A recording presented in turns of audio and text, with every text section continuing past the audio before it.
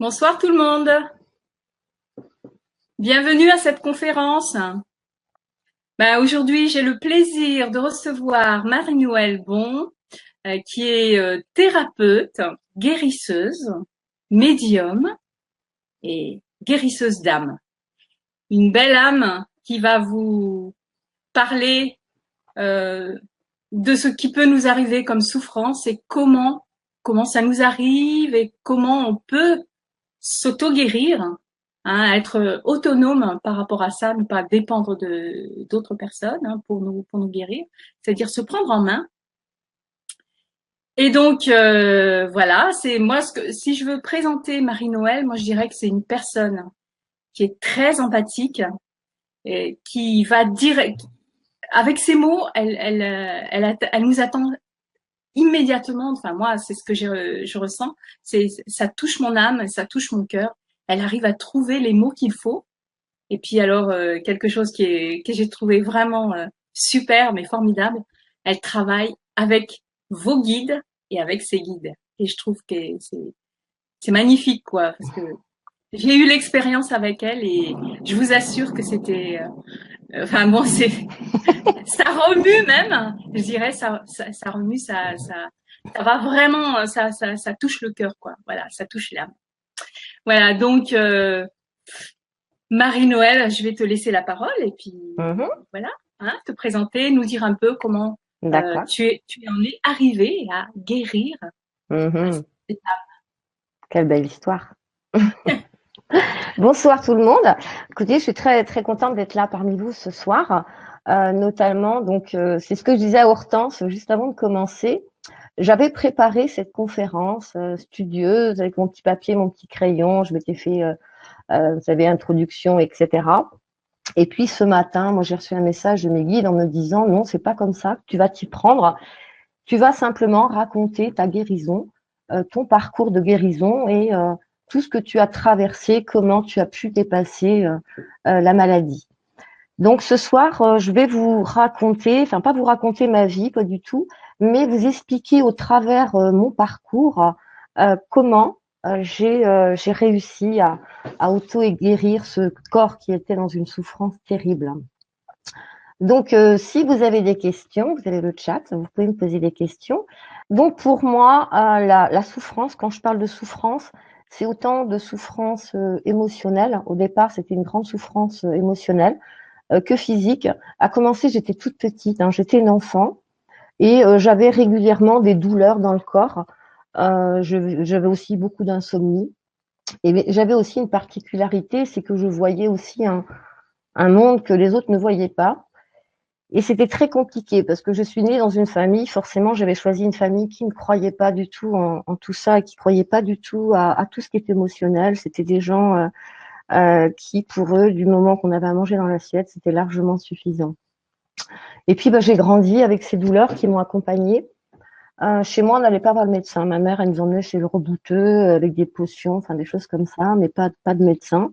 Et quand je suis arrivée adolescente, j'étais une adolescente très en colère qui souffrait beaucoup. Donc la douleur me rendait, on va dire, plutôt agressive, méchante même. Et puis surtout, j'avais un mal-être profond. Donc la première tentative de suicide que j'ai faite, j'avais 11 ans. À 11 ans, je voulais plus vivre. Je me disais, j'ai rien à faire dans ce monde-là. Je trouvais pas ma place. Et puis ces douleurs qui m'habitaient 24 heures sur 24, c'était devenu pour moi insupportable. Surtout que personne, j'avais vraiment l'impression que personne n'entendait cet enfant qui avait mal. Alors aujourd'hui, c'est vrai que la douleur de l'enfant, on va la prendre en charge. Moi, à mon époque, aujourd'hui, j'ai 55 ans, donc il y a 50 ans en arrière, on était la douleur de l'enfant, c'était souvent pour les adultes, on va dire c'était une excuse peut-être pour pas aller à l'école, pour pas faire les corvées, parce que je vivais dans une ferme, donc on avait beaucoup de corvées à faire. Et donc petit à petit, donc je suis arrivée jeune adulte, donc j'étais cataloguée comme maniaco-dépressive à l'époque, donc c'était le terme maniaco-dépressive. Ensuite, c'était bipolaire. Et puis d'année en année, comme ça, donc j'ai subi beaucoup d'interventions chirurgicales. Mon corps était toujours dans la maladie et je comprenais pas pourquoi. Je comprenais pas pourquoi, je me posais toujours cette question, mais pourquoi moi, pourquoi? J'ai passé beaucoup de temps dans les hôpitaux à me faire opérer. D'ailleurs, le chirurgien m'avait sorti une blague la dernière fois en me disant, on va vous mettre une fermeture éclair, ce sera plus simple pour la prochaine opération. Mais toutes ces opérations qu'on faisait, entre guillemets, elles soignaient un symptôme, un profond symptôme qui était un mal-être profond. Mais en aucun cas, la maladie ne s'arrêtait pas. C'est petit à petit, plus j'avançais en âge et plus je souffrais. Alors ensuite, il y a eu ce fameux mot passe-partout, la fibromyalgie. Donc j'ai été diagnostiquée fibromyalgique. Alors avec des traitements lourds, j'étais dans un centre antidouleur. Ensuite, on m'a dit que c'était un syndrome de la fatigue chronique, donc de nouveaux traitements. Donc forcément, j'avais l'impression à chaque fois, si vous voulez, que euh, quand ma vie commençait à ressembler un peu à quelque chose où je pouvais à peu près me sentir bien, je commençais à trouver un boulot, un compagnon, et là, il y avait un truc qui me tombait sur le coin du nez, comme on dit chez moi dans ma région, et je me retrouvais encore en arrêt maladie, longue durée, enfin, etc. Et puis en 98, l'année noire, peut-être l'année pas la plus noire de ma vie, mais elle a été très noire, j'ai commencé à ressentir des faiblesses dans mes membres. J'étais sur un parking de supermarché et j'étais en train de pousser mon chariot. Et là, je ne pouvais plus bouger. J'étais totalement paralysée avec une douleur qui est partie du bas de la colonne, qui a traversé mon corps. Et là, je pouvais plus rien faire. Je pouvais même pas parler. Je pouvais pas appeler de l'aide. J'étais bloquée sur ce parking. Et là, à ce moment-là, j'avais déjà un profond sentiment de solitude qui m'habitait. Mais là, quand je me suis retrouvée seule sur ce parking, sans pouvoir bouger, avec cette souffrance qui était vraiment abominable, j'attendais qu'une chose. Franchement, je priais, pourtant je croyais pas en Dieu, croyez-moi, parce que je trouvais qu'il était un peu trop injuste avec moi. J'avais l'impression qu'il y avait que moi sur Terre à s'intéresser. Et j'ai prié pour mourir à ce moment-là sur ce parking, tellement la douleur était terrible. Et puis, paf, d'un seul coup, ça s'est débloqué. Donc, je suis allée faire mes courses et c'est passé. Voilà, c'était une crise, comme me dit le médecin, c'était une crise. Et puis, quelque temps plus tard, je prenais un objet et clac, l'objet tombait. Je perdais le contrôle, si vous voulez, de mes membres. Ça a duré comme ça plusieurs mois, donc le médecin a adapté le traitement pour la douleur, mais bon, ça faisait pas grand-chose. Et puis, le 16 décembre, je me souviens très bien parce que c'était la veille de mon anniversaire. Le matin, j'ai voulu prendre ma douche et sous la douche, je suis restée totalement paralysée de la tête aux pieds. Pareil, j'étais seule, donc je pouvais pas appeler au secours. La chance que j'ai eue, c'est mon voisin. Mon voisin qui a trouvé surprenant de ne pas voir les volets s'ouvrir. Donc il est venu, il a frappé à la porte et il a ressenti qu'il y avait quelque chose d'étrange. Donc il a appelé les pompiers. Donc les pompiers m'ont trouvé. Donc j'étais dans un état, je suis restée très longtemps comme ça, paralysée, dans le froid. Donc on m'a mis des couvertures chauffantes, etc. J'étais transportée à l'hôpital. Et puis de là, on m'a dit que c'était au niveau neuropathique. Alors je comprenais rien à ce qu'on me racontait. Et on m'a dit que j'avais besoin d'être transférée dans un service de neurochirurgie. Donc on m'a envoyée dans un service de neurochirurgie à une centaine de kilomètres d'où j'habitais. Et là, c'était les examens dans tous les sens, des trucs pas très sympathiques, ponction lombaire, etc. Et puis le diagnostic est tombé froid, aussi froid que la mort, hein, franchement, je vous assure, c'était un truc terrible parce que ce grand professeur, euh, il était avec, comment vous dire, ses étudiants dans ma chambre et sans me regarder, sans avoir un peu de compassion, quoi. Il a simplement expliqué à ses étudiants mon cas. Voilà, j'étais le cas. Donc, il a expliqué que je souffrais d'une maladie orpheline, une maladie appelée maladie de Tarloff, que j'avais des kystes au niveau des terminaisons nerveuses de la colonne vertébrale, qu'il n'y avait aucun traitement à ce jour, hein, et que la seule chose qu'il pouvait faire pour moi, c'était de me renvoyer chez moi et puis d'attendre que peut-être un jour un traitement serait trouvé. À l'époque, en France, on était 300 personnes à avoir cette maladie. Donc, pour 300 personnes, on ne fait pas de recherche. Les recherches coûtent très cher et ça, je peux le comprendre. Mais ce que je n'arriverai toujours pas à comprendre, c'est comment est-ce qu'on peut traiter quelqu'un À l'époque, j'avais 20 ans de moins, j'avais 35 ans, j'avais des enfants en bas âge et on m'a laissé aucun espoir. Le médecin m'a dit, donc il m'a mis dans une coquille, on m'a mis dans une coquille pour ne pas que je bouge parce que les douleurs étaient vraiment terribles, comme c'était des douleurs provoquées par les terminaisons nerveuses. Et il m'a dit que mon corps, petit à petit, allait se paralyser et puis j'allais mourir, quoi, ni plus ni moins. Ouais, sympa le mec. Mais à quelque part, je remercie parce que je crois que quelque part, c'est lui qui m'a donné l'envie de me battre. J'étais quand même quelqu'un d'assez rebelle. Et sur le moment, je l'ai haï, cet homme-là, et j'avais qu'une envie, c'était de le faire mentir. Mais bon, comment je savais pas trop, quoi. Donc les ambulanciers m'ont ramené donc chez moi. J'habitais au 4e étage dans l'ascenseur, donc ils m'ont porté et puis là ils m'ont dit il va falloir faire une demande pour avoir un logement adapté à votre handicap, etc., etc. Enfin bon, je pense qu'il y a des personnes qui sont là ce soir qui doivent connaître un petit peu ce parcours de la personne handicapée qui est pas très facile dans notre pays. Ils m'ont installé dans mon lit, ils m'ont mis tous mes médicaments à proximité et puis ils sont partis, ils ont fermé la porte. Et puis je me suis retrouvée seule là dans mon petit appartement. Et mon fils qui est rentré de l'école. Et puis quand il m'a vue dans le lit, il m'a dit ma petite maman, t'inquiète pas. Excusez-moi, j'ai encore beaucoup d'émotions à raconter ça. Il m'a dit ma petite maman, t'inquiète pas. Moi, je vais m'occuper de toi. Et mon petit bonhomme, il n'était pas vieux, hein, il était à l'école primaire. Et ensuite, j'ai mon compagnon qui est arrivé et qui me dit que le professeur l'a appelé parce que mon compagnon à l'époque était médecin. Et il a fait ses valises et il m'a dit écoute, je suis désolée, je peux pas.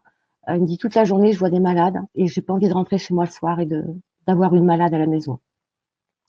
Donc à ce moment-là, je peux vous assurer que ma vie, pour moi, c'est comme si elle s'arrêtait. Alors c'est vrai que certains vont me dire, mais il y avait vos enfants, votre fils, mais vous savez, qu'est-ce que je pouvais leur offrir comme vie à mes enfants? La vie d'une maman allongée sur un lit comme un légume, là, dans son corset, à rien pouvoir faire. J'avais besoin de l'aide pour tout. Je voyais pas l'intérêt de rester en vie. Et donc, j'ai attrapé tous ces médicaments qui étaient sur ma table de nuit. Je me suis fait un cocktail et puis j'ai tout avalé. Je me suis réveillée 3 jours plus tard à l'hôpital. Et là encore, je suis tombée sur un médecin. J'ai jamais eu de bol, moi. Parce qu'il y en a des gentils, les médecins, quand même, faut pas exagérer. Je suis tombée encore sur un médecin pas très sympathique qui m'a dit, mais vous vous rendez compte ce que vous avez fait? Vous êtes vraiment égoïste, vous pensez qu'à vous et tout. Alors que j'étais dans un état de souffrance extrême parce que ces douleurs neuropathiques, il n'y a pas grand-chose pour les calmer. On m'avait donné des anti-épileptiques, des choses très très fortes, mais ça calmait pas.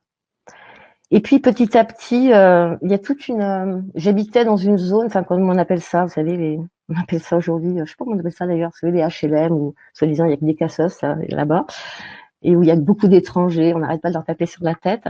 Ben, moi j'ai eu beaucoup de chance parce que tous ces étrangers se sont comment vous dire, ils se sont regroupés autour de moi. Et puis chaque jour, ils venaient et ils m'amenaient à manger. Les dames me massaient les jambes, me massaient les pieds, et elles venaient me raconter des histoires. Enfin, j'ai eu un soutien de la part de ces personnes, mais c'était des étrangers. Enfin, étrangers, pas uniquement nationalité, je vous parle, mais étrangers. C'était pas mes proches. C'était vraiment. Et puis, il y a un monsieur qui m'a donné un livre. Et j'ai lu ce livre. Et là, je ne sais pas ce qui s'est passé dans ma tête. Ça a été comme un déclic. Ça a été un déclic. Et je me suis dit, je veux guérir. Je veux vraiment guérir. Et puis, à partir dans ce livre, il y avait plein d'histoires de personnes qui avaient guéri en faisant des prières. Alors moi, je ne croyais pas en Dieu, mais pas du tout. Alors, la première fois que j'ai lu ce bouquin, je me suis dit n'importe quoi. Si Dieu existait, il serait peut-être là, à côté de moi. Enfin bon, j'étais un peu. Voilà. Mais bon, j'avais pas grand-chose à faire sur ce livre, donc je me suis dit, je vais relire et relire ce livre. Et puis, à un moment donné, je me suis dit, bon, de toute façon, j'ai plus rien à perdre. Et si j'essayais? Et si j'essayais? Si je faisais ça? Et donc, j'ai commencé à faire ce que Dr Murphy expliquait, de faire de la visualisation et puis surtout de ressentir dans son corps. Parce que visualiser simplement, c'est pas suffisant, mais il fallait aller au-delà de la visualisation, il fallait ressentir dans son corps. Donc je m'imaginais en train de marcher, en train de courir, en train de sauter, en train de prendre mon fils dans les bras, parce que ça, je pouvais même plus le faire non plus. Je pouvais plus prendre mes enfants dans mes bras. Et Et puis petit à petit, j'ai commencé à ressentir des sensations dans mes jambes, mais pas de la douleur cette fois, c'était vraiment des sensations. Et puis après, toutes ces personnes là, dont je vous ai parlé, qui m'ont soutenue, elles venaient, elles me mettaient debout et je faisais un pas, deux pas, enfin bon. Et au bout d'un an, il m'a fallu un an, j'ai fini par tenir debout, marcher, bon, toujours avec comme disait mon fils, Robocop, il m'appelait Robocop, mais j'ai réussi à marcher. Et là, à partir de ce moment, je me suis dit, je veux comprendre. Je veux comprendre pourquoi, depuis que je suis enfant, euh, la maladie m'a toujours frappée, quoi. Toujours. J'ai toujours eu quelque chose. Les opérations, c'était pas pour dire ça fait joli, quoi. C'était vraiment des gros problèmes de santé. J'ai fait des arrêts cardiaques pendant les opérations. Enfin, j'ai eu beaucoup de choses et je voulais comprendre. Et puis j'ai compris beaucoup de choses, c'est que cette maladie, enfin, ces maladies que j'ai eues, m'apportaient quelque chose. Et la première fois que l'on m'a posé cette question, quel est le bénéfice secondaire de la maladie, je vous dirais que la personne qui m'a posé cette question s'est pris en pleine face ma colère en disant mais n'importe quoi. Vous croyez vraiment que j'ai envie d'être malade? Vous croyez que c'est marrant d'être constamment au chômage, de vivre dans la misère, d'avoir un frigo vide parce qu'on n'a pas de quoi acheter à manger, de ne pas pouvoir offrir des jouets à Noël à ses enfants? Je dis, vous croyez que c'est amusant? Mais j'avais envie de la claquer.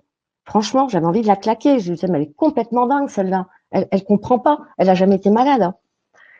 Et puis bon, comme je suis quand même quelqu'un de, bon, c'est vrai que je suis assez comme ça, mais bon, après je réfléchis, je crie, après je réfléchis. Et je me suis dit, et si elle disait, si ce qu'elle disait était vrai? Donc j'ai commencé à lire beaucoup d'ouvrages. Bon, à l'époque, c'était moins facile qu'aujourd'hui, mais on en trouvait quand même quelques-uns de sympathiques. Et puis je me suis dit, qu'est-ce que cette maladie m'apporte? Qu'est-ce que la souffrance m'a apporté? Et j'ai commencé à faire des formations, et notamment la formation qui a été pour moi le plus gros des déclencheurs, avec une prof qui est extrêmement géniale, sensationnelle, formidable. Euh, C'était donc, j'ai préparé un master en PNL sur 3 ans. Et là, j'ai commencé à comprendre que derrière cette petite fille qui était en moi, elle avait une croyance qui était fortement ancrée. C'était un des effets bénéfiques de la maladie pour moi. Quand j'étais enfant, donc j'ai découvert en faisant différentes techniques, j'ai découvert que quand j'étais toute petite, une nuit, j'ai failli mourir.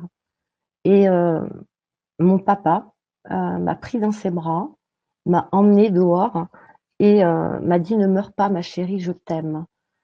Alors ça peut paraître peut-être bizarre pour beaucoup de gens qu'une petite fille soit heurtée par des paroles comme ça, mais ce qu'il faut savoir, c'est que il y avait un gros mystère sur ma naissance. Et quand j'étais enfant, on m'appelait la bâtarde.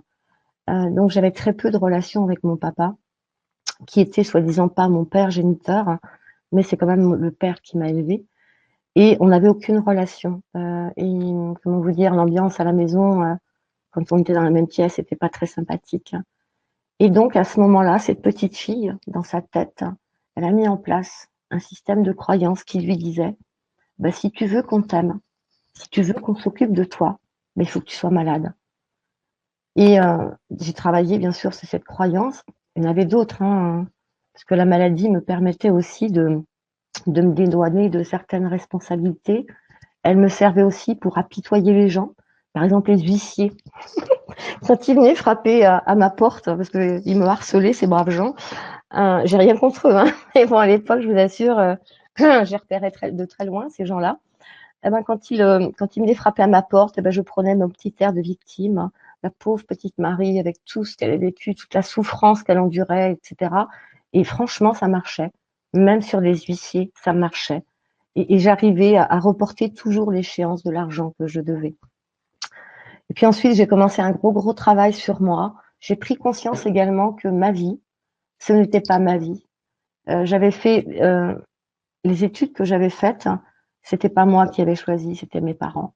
Mon premier mari, c'était pas moi, c'était mes parents.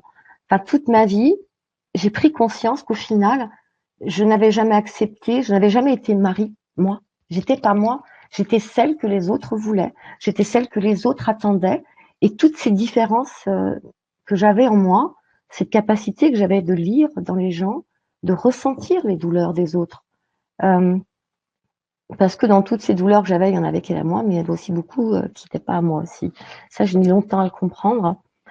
Et ces choses que je pouvais voir aussi, ces choses que j'entendais. Alors ça m'a valu d'aller faire un tour en psychiatrie, hein.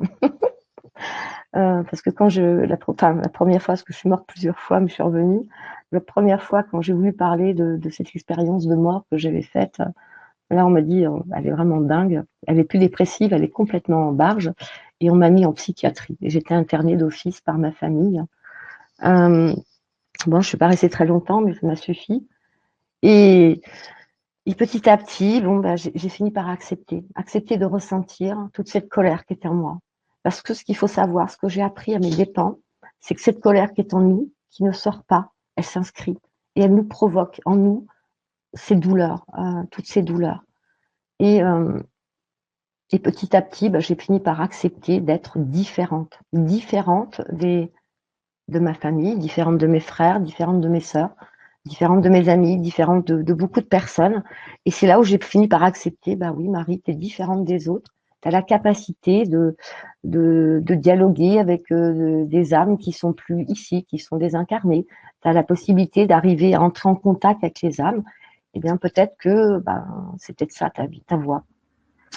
Et je me souviens, donc c'était en 2004, quand j'ai fait ce master en PNL, la dernière année, quand on prépare notre mémoire pour passer à l'oral et préparer le diplôme, euh, on a un exercice à faire, c'est trouver sa mission de vie. Et donc, cette mission de vie, elle se fait, vous savez, par plein d'exercices par rapport à nos valeurs, ce que l'on attend, ce qui est important pour nous. Et en faisant cet exercice, à la fin de l'exercice, on devait rendre un dessin. Et il fallait qu'on rende un dessin. Puis moi, je suis nulle en dessin. J'ai toujours été nulle en dessin. Vous savez, mes petits enfants, quand je leur dessine un truc, ils se moquent de moi parce que je suis vraiment pas douée, quoi. Et j'étais à l'hôtel le matin et je devais rendre ce dessin parce que sinon je pouvais même pas passer à l'oral et puis avoir mon diplôme, quoi. J'allais mettre tout ce temps que j'avais mis à étudier à la poubelle, quoi. Donc je me suis dit il faut le faire. Donc là je me suis mis en auto-hypnose. Et puis j'ai laissé faire mon inconscient, je l'ai laissé dessiner. Et là ce qui est impressionnant en 2004 je précise bien parce que ça fait 14 ans en arrière, j'avais dessiné un livre énorme et dessus c'était marqué le messager. C'était marqué le messager. Et, euh, et ma prof à l'époque m'a dit, bah voilà, c'est ta mission. Tu es un messager. Tu dois transmettre. Tu transmets ton enseignement. Tu transmets ton parcours pour aider d'autres personnes à, à, à, à dépasser et à se trouver elles, hein. Et ben voilà comment j'en suis arrivée avec des années de travail, hein, parce qu'on ne change pas non plus du jour au lendemain. C'est pas possible. Et aujourd'hui, j'essaie d'apporter par la conférence de ce soir, par des textes que j'écris aussi. J'écris beaucoup de textes. J'essaie d'apporter un peu ma contribution en ce monde pour aider les personnes qui sont en souffrance. Parce que je vous avouerai, quand je lis des témoignages sur des groupes Facebook de personnes qui sont dans la souffrance terrible, je suis passée par là. Et je sais pas comment vous expliquer. Quand je lis ça, euh, je me dis c'est pas possible. Il faut faire quelque chose. On peut pas laisser les gens comme ça souffrir. Et puis surtout, quand on est passé par là, la souffrance est dure. Mais ce qui est très dur, c'est la solitude. La solitude dans laquelle on est, parce que on n'a pas une maladie noble. Moi, j'avais pas de maladie noble. J'avais une maladie que personne connaissait. Donc déjà, pour beaucoup de gens, c'était de la comédie. Puis la famille. Je veux dire, à un moment donné, ouais, mais c'est rien, allez, mets-toi un couteau derrière, arrête de penser à tes douleurs, avance et tout. Enfin, une fois, j'ai entendu aussi, la douleur, c'est une illusion. Oh, alors, je ne dis pas, quand on est euh, complètement perclus de douleur, entendre ce genre de choses, on se sent pas comprise, on se sent complètement mis de côté. On a vraiment l'impression qu'on n'a pas assez de la souffrance. Hein. Et en plus, il faut qu'on nous tape en plus sur la tête, hein, puis qu'on nous mette dans un coin avec une étiquette. Voilà, on l'abandonne dans son coin et puis on verra bien ce qui se passe. Aujourd'hui, moi, j'ai envie de dénoncer un peu tout ça. J'ai envie de dénoncer ce manque d'humanité, ce manque de compassion envers les gens qui souffrent, hein. Ce jugement, ces jugements hâtifs. Si elle se bouge un peu, de toute façon, les gens, hein, enfin, vous avez toujours des gens qui sont prêts à juger, surtout quand, en plus, la maladie m'a apporté aussi la dépression nerveuse. Bon, j'aime pas trop ce terme, hein, j'avais pas envie de vivre, c'est tout, quoi. Euh, et tout de suite, on vous classe, on vous juge et on n'a pas besoin de ça. Quand on est dans la souffrance, on a besoin d'amour, on a besoin de compassion, on a besoin d'écoute, mais certainement pas d'être jugé. Et, euh, et voilà. Voilà. Donc, ce que j'ai compris au travers toute mon histoire, que la première chose, je crois que la première étape vers la guérison, c'est de vouloir guérir. Mais pas simplement dire je veux guérir avec son mental. Parce que parfois, on dit avec son mental je veux guérir, mais si derrière on a des croyances comme celles que j'avais, il y a une partie de nous qui ne veut pas guérir. Et donc, ce qui est important, c'est vraiment d'aller chercher la réponse dans son corps, savoir si toutes les parties de nous ont envie de guérir. Et puis, cette partie qui n'a pas envie de guérir, aller à sa rencontre. Cette partie, si elle ne veut pas guérir, bah, c'est qu'elle manque d'amour, c'est qu'elle n'a pas envie elle a pas envie de vivre. Donc, bah, on va lui donner de l'amour, on va essayer de la comprendre et on va trouver cette fameuse croyance qui a provoqué tout ce déclencheur. Et puis ensuite, la deuxième étape, ça va être d'être honnête avec soi-même. Et celle-ci, elle est vraiment très difficile. Comment vous dire, d'accepter, de voir les bénéfices secondaires de la maladie. Ça, c'est très compliqué. Parce que quand on est dans la souffrance et qu'on nous parle de ça la première fois, on se sent coupable. On a l'impression qu'on est en train de nous dire que c'est notre faute si on est malade. C'est pas notre faute. Parfois, on peut vivre un événement dramatique dans notre vie et on trouve notre inconscient, notre corps va trouver la seule solution peut-être qu'il va trouver pour qu'on puisse dépasser ce drame. Ça va être la maladie, ça va être la douleur. C'est comme ça. Et on n'est pas coupable, loin de là. Mais ce qui est important, c'est vraiment de comprendre, parce qu'en comprenant les bénéfices secondaires de la maladie, pareil, on va encore trouver derrière des croyances. Et une fois qu'on a mis à jour, si vous voulez, est-ce que j'ai vraiment envie de guérir? Quels sont les bénéfices secondaires de la maladie? On a déjà mis le doigt sur des croyances. Et une fois qu'on a mis le doigt sur ces croyances, et là, on va pouvoir commencer à travailler pour, comment vous expliquer, pas changer la croyance. Je ne sais pas si parmi vous, vous avez des personnes qui connaissent un peu l'informatique. Je vous donne un exemple. Vous avez un système antivirus sur votre ordinateur. Imaginons que celui-ci ne vous convienne pas, et puis vous voulez changer. Donc, vous allez en installer à nouveau. Si vous ne désinstallez pas complètement l'autre antivirus, vous allez provoquer des bugs sur votre ordinateur. Les croyances, c'est pareil. Avant de reprogrammer une croyance, il est important d'aller déprogrammer cette croyance. Donc ça, c'est avec des techniques. Et ensuite, on va mettre en place de nouvelles croyances. Et puis, vous savez, il y a aussi des mémoires. Nous portons les mémoires de nos ancêtres. Quand on est aussi au moment de la naissance, dans l'environnement dans lequel on est, on peut mettre aussi en place des croyances. Et donc, le fait de faire déjà ce bilan, cet état des lieux, on va dire, c'est un état des lieux, on va pouvoir voir toutes ces croyances. Et une fois qu'on va travailler sur toutes ces croyances, là, on va pouvoir avancer petit à petit. Mais moi, j'aimerais insister aussi beaucoup ce soir, c'est qu'il faut arrêter de croire, je pense, enfin, j'en suis même convaincue, de par mon expérience, que l'on peut faire un exercice un jour, et puis que le lendemain, notre vie, elle a changé. Dans la guérison, il faut prendre en compte aussi, c'est la patience. Il faut faire preuve de patience, il faut savoir être patient. Vous savez, rien ne se fait en 24 heures. Regardez, pour avoir un bébé, c'est 9 mois. Pour apprendre à marcher, ça va être plusieurs mois. Pour apprendre à compter, pour apprendre à lire, tout ce qu'on a appris dans notre vie, le jour où vous avez appris à lire, la maîtresse, elle vous a pas mis l'alphabet devant les yeux en disant maintenant, vas-y, lis. Non, vous avez appris petit à petit. Au début, c'était avec une lettre. Puis après, vous avez appris l'assemblage des lettres. Après, avec l'assemblage des lettres, l'assemblage des mots, des phrases, etc. Donc, ça s'est fait petit à petit. La guérison, euh, c'est pareil. Ça se fait jour après jour. Vouloir tout guérir en une seule fois, un coup de baguette magique, ça peut peut-être arriver. Ah bah, tant mieux aux personnes pour qui ça arrive, mais je pense qu'il y a quand même plus de personnes à qui ça n'arrive pas que de personnes à qui ça arrive. Les miracles, j'y crois, j'en ai vu, mais on n'en voit pas tous les jours non plus, quoi. Donc je pense que c'est important de déjà de se faire aider, ne pas cracher sur la médecine traditionnelle, et ça c'est important de consulter avant d'aller voir qui que ce soit, voir un thérapeute, un magnétiseur ou qui que ce soit. C'est important de consulter pour avoir un diagnostic. Parce que même si les maladies, et moi j'en reste convaincue, je suis pas la seule à en être convaincue, hein, maintenant de nombreux médecins sont convaincus que la plupart des maladies sont psychosomatiques. Ce n'est pas parce que c'est psychosomatique que le corps physique n'est pas en souffrance et qu'il n'a pas besoin de traitement, on va dire, pour traiter parce que la souffrance du corps physique, c'est un symptôme.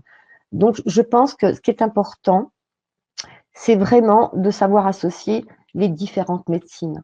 C'est-à-dire la médecine traditionnelle, l'hypnothérapie, la thérapie, enfin, tout ce que vous pouvez vous mettre à votre disposition. Je veux dire, c'est ça qui est important. Merci Marie-Noël. Une personne qui a dit 55 ans, mais vous paraissez 20 ans de moins. Waouh! J'ai trouvé ça mignon. Ah bah toi, c'est gentil. Mm. Et Et ça fait, donc, ça fait oui, toujours non, plaisir à mais 55 ans d'entendre ça. C'est cool. alors, je vais remonter un peu, hein.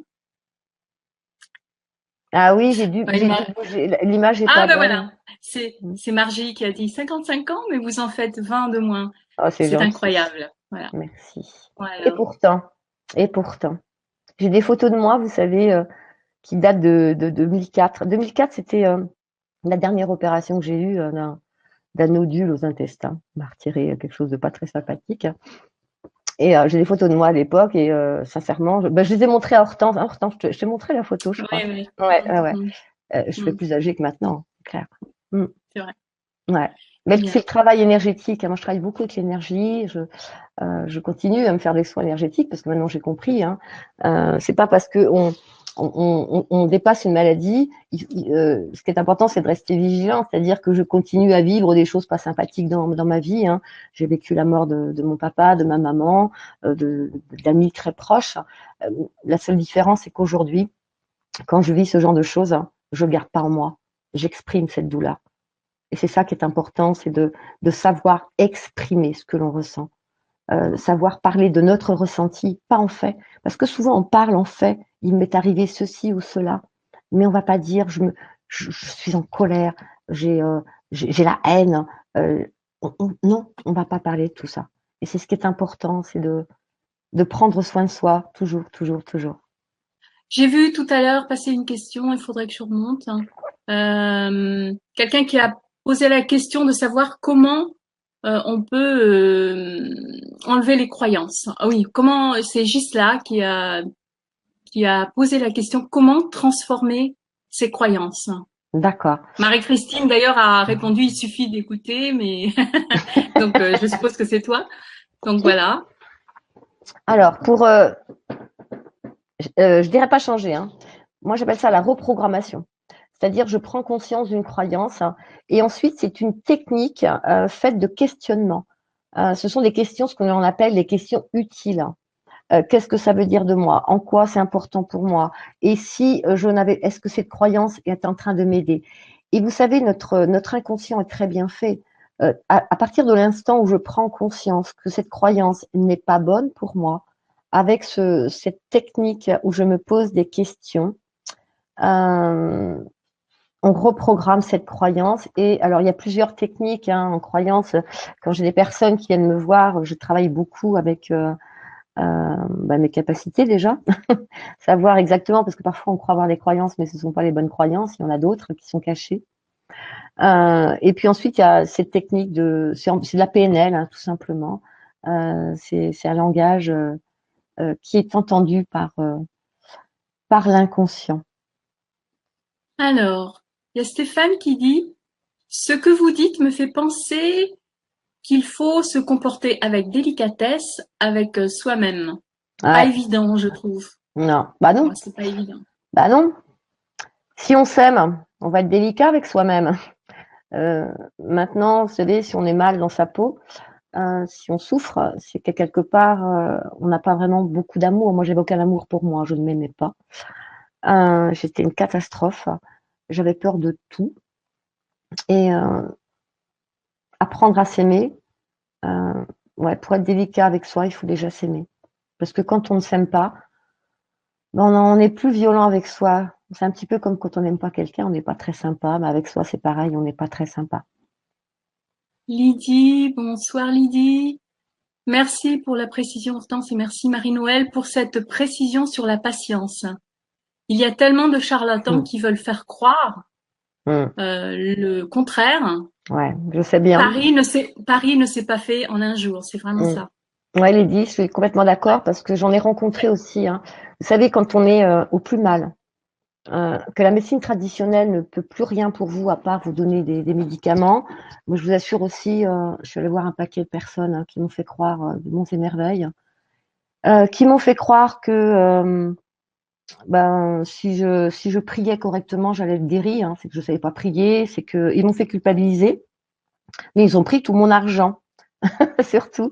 Et c'est vrai que je me suis retrouvée dans une situation financière plus que précaire parce que j'ai tout perdu, j'ai perdu mon logement et je me suis retrouvée SDF avec mon fils. On a vécu dans la voiture un petit peu. Et c'est vrai que j'ai appris à fuir ce genre de personnes. Voilà. Alors peut-être Mm. que je sais pas. Il y a peut-être des cas de miracles. Je ne je vais pas le nier parce que j'y crois. Je pense qu'il y a eu des miracles. Hein. Mais de croire que l'on peut changer 40 ans en 1 heure, moi, j'y crois pas. Voilà, c'est tout. Ça, c'est ma croyance à moi. Après, si d'autres personnes croient qu'elles peuvent changer leur vie en 1 heure, tant mieux. Parce que si c'est une croyance qu'elles croient vraiment à l'intérieur de leur corps complètement, ça peut marcher. Je suis d'accord. Mm. Les croyances sont Alors, vraiment notre moteur. mm. On va parler de ton atelier, Oui, parce qu'il y a un atelier donc qui est prévu, donc que va donner Marie-Noël. Voilà, donc on va.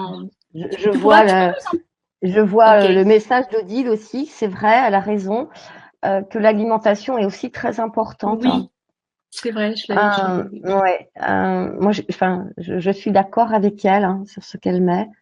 Et ce que je saurais conseiller, c'est les jus de légumes. Il n'y a rien de mieux que des jus de légumes. Franchement, moi j'en bois deux fois, 2 à 3 fois par jour. Et je mange aussi beaucoup de graines germées. Pourquoi? Parce que les graines germées, la graine germée, elle contient tellement de minéraux, de vitamines. C'est vraiment, quand vous en prenez une poignée, vous nourrissez de la vie de la terre. Et c'est vraiment quelque chose, on voit tout de suite sur soi, sur sa peau, sur tout. Donc cet atelier, euh, c'est pas tout le processus de guérison parce que vous comprendrez bien que c'est pas avec un seul atelier. Je vous mentirais si je vous disais qu'en un atelier, je vais vous donner tout le processus de guérison. Non, cet atelier, c'est vraiment pour moi le point le plus important pour entamer ce processus de guérison.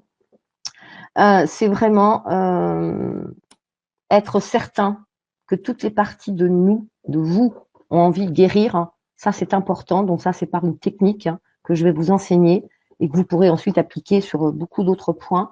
Et ensuite, le deuxième point que nous allons voir, c'est d'aller chercher tous ces effets bénéfiques secondaires de la maladie. Vraiment mettre à jour tout ça. C'est vraiment le but de cet atelier. C'est vraiment de vous mettre sur les starters, on va dire, parce que souvent, euh, comment vous dire, c'est le mental qui nous donne des infos. J'ai eu le cas hier, une dame qui me dit, mais moi j'en ai marre de ces vies, je veux guérir.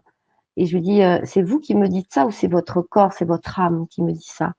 Et elle me dit, non, non, c'est moi. Et puis moi j'entendais, hein, parce que comme j'étais connectée à son âme, je savais que, puis dans mon corps, je ressentais ses douleurs, enfin, je ressentais tout. Et donc je lui ai demandé de fermer ses yeux et puis de sentir en elle si la guérison a toutes les parties d'elle. Et là, à cet instant, elle m'a dit non, il y avait des parties d'elle qui ne voulaient pas de cette guérison.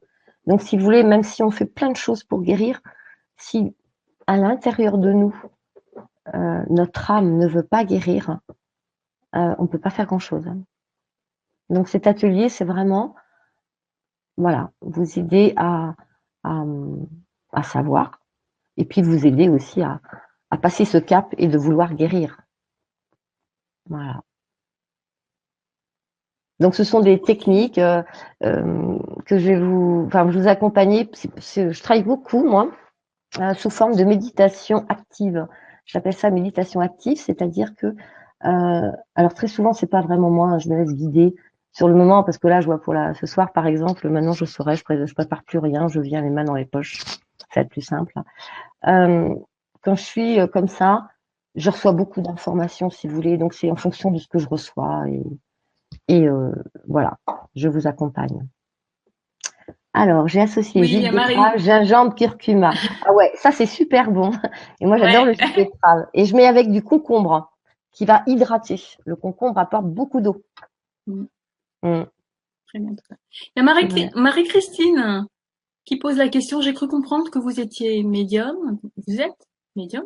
Vous êtes Ouais. médium. Mm. Pouvez-vous nous en dire plus, hein? Alors, j'ai cette capacité, comment vous dire, à entrer en contact avec les âmes. Alors, quand je parle des âmes, je parle aussi bien des âmes incarnées, c'est-à-dire vous, moi, Hortense, que des âmes désincarnées. C'est-à-dire, bah, ça dépend qui se présente, hein. Ça dépend qui vient à moi, j'en sais rien. J'ai l'habitude de vivre avec elle depuis le temps. Et quand je me connecte comme ça, je me connecte à l'âme et je ressens dans mon corps toutes les douleurs physiques et émotionnelles.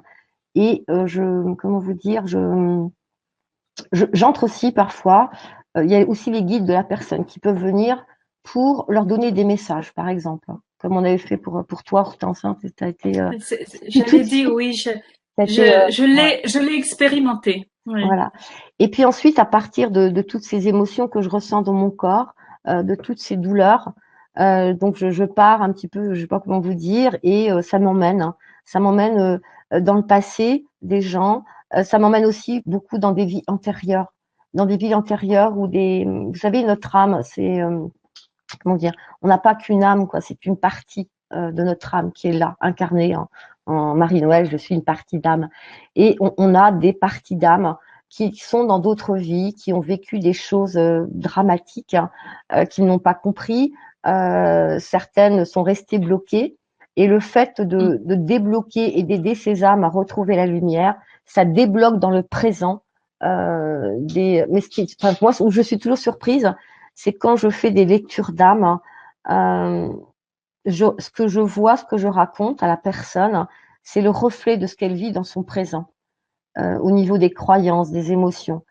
Moi, je dis que j'ai expérimenté et c'est vrai que il a été interdit que je dise quelque chose, Ah non. mais j'ai rien dit. Hein. De toute façon, elle m'a spontanément, enfin, moi, je parle de Marie-Noël, spontanément dit des choses euh, à travers mon guide, parce que tu as vu mon guide, Hum. hein. Bah oui, tu voulais pas le voir. Et Et c'est troublant parce que, comme je vous l'ai dit en présentation, ça résonne tellement en nous que ça fait même bizarre, quoi, parce que elle est, voilà, elle lit c'est ça l'empathie de Marie-Noël, c'est que elle lit carrément en nous.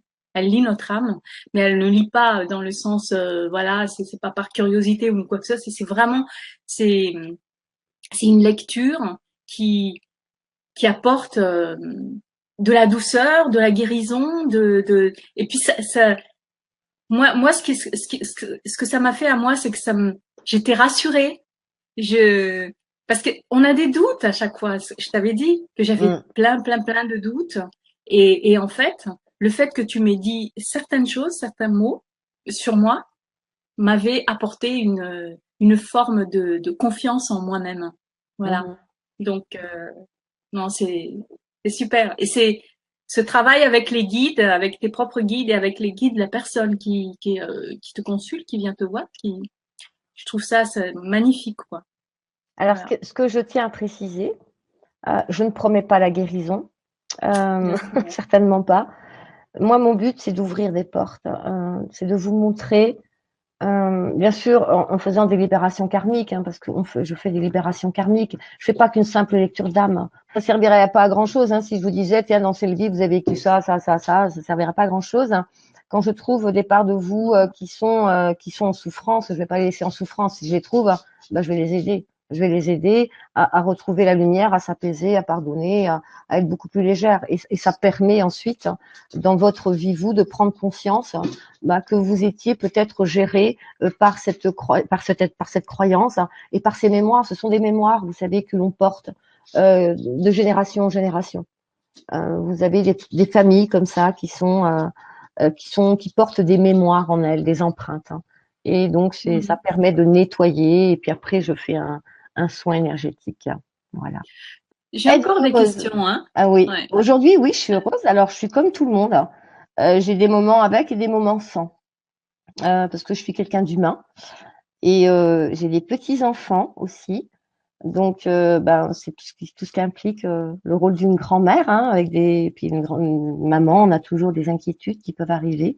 La seule différence aujourd'hui, c'est qu'autant auparavant, j'aurais passé des semaines et des mois à ressasser ce qui m'arrivait, alors qu'aujourd'hui, je vais me laisser, comment vous dire, voilà, ça va me toucher, j'ai peut-être pleuré, mais ça va pas durer non plus 107 ans, parce que tout de suite, je vais me dire, mais à quoi ça te sert? Est-ce que ça va aider ton petit-fils? Est-ce que ça va aider ta fille d'être comme ça? Non, ça va pas l'aider. Qu'est-ce que tu ferais? Qu'est-ce qui serait aidant pour eux? Eh ben, c'est d'avoir l'espoir, c'est d'avoir envie, c'est d'être là, de leur donner de l'amour. Et aussitôt, clac, on retrouve la pêche. Mais bien sûr, je suis heureuse. Mais rassurez-vous, j'ai aussi des moments de coups de mou. Il y a des moments où j'ai pas envie, j'ai envie de rien Mhm. faire. Voilà. Et heureusement, Bah oui. je suis pas une machine. Puis Nous si j'avais, sommes des humains. Mhm. puis j'ai encore plein de choses à guérir, hein, de toute façon. Sinon, je serais plus là, hein, je serais repartie. Je serais peut-être revenue comme ton guide. Non, mais c'est vrai. Si on est là, non, mais c'est vrai, si on est là, c'est qu'on a, vous Ouais. savez, toute notre vie, on a des choses à apprendre et on est là pour faire, pour nous faire avancer et puis aussi pour faire avancer notre clan familial. Il n'y a pas que nous dans l'histoire, il n'y a pas que nous de concernés. C'est-à-dire que nous, on est là, on va évoluer, on va avancer, mais en même temps, on va faire avancer notre entourage aussi. Ça, c'est important. Mhm. Alors Henriette dit merci Marie-Noël pour ce partage qui éclaire bien chacun de son vécu de souffrances successives. Ma liste est trop longue pour l'exposer, mais à 71 ans, je ne désespère pas de pouvoir alléger ces bagages qui ne nous concernent pas. Mhm. Voilà pour Henriette. Il y a Stéphane qui pose la question, est-ce qu'il y a possibilité de changer le rapport à son corps pour le trouver agréable sans le juger? Oui, oui, oui. Vous savez, euh, jusqu'à l'âge de, je vais dire, 45 ans, je ne m'aimais pas. Euh, les photos de moi, il y en a très peu. Il y a quelques années en arrière, jamais j'aurais pu avoir le courage de venir devant un écran parler à des personnes parce que je me trouvais moche, laide, je n'aimais pas mon corps. De toute façon, je m'aimais pas de tout court, quoi. Aujourd'hui, je me dis finalement, à 55 balais, t'es pas trop mal, quoi. Et je me suis acceptée. Non, mais c'est vrai. C'est vrai. Et aujourd'hui, j'accepte les photos. Aujourd'hui, ça y est, je vois, mes enfants étaient là pour Pâques. J'ai le droit à les photos avec la petite fille dans mes bras et tout et tout. Et là, j'accepte, alors qu'avant, je fuyais les photos, hein. Mm. Alors, on continue. Alors, Chantal, je ne suis pas malade, mais souvent j'ai besoin de manger, de me remplir, mais je n'ai même pas faim. Je veux juste me remplir. Pourquoi? Moi, j'entends ce que j'entends là pour Chantal. Il y a une partie de Chantal qui manque beaucoup d'amour, hein.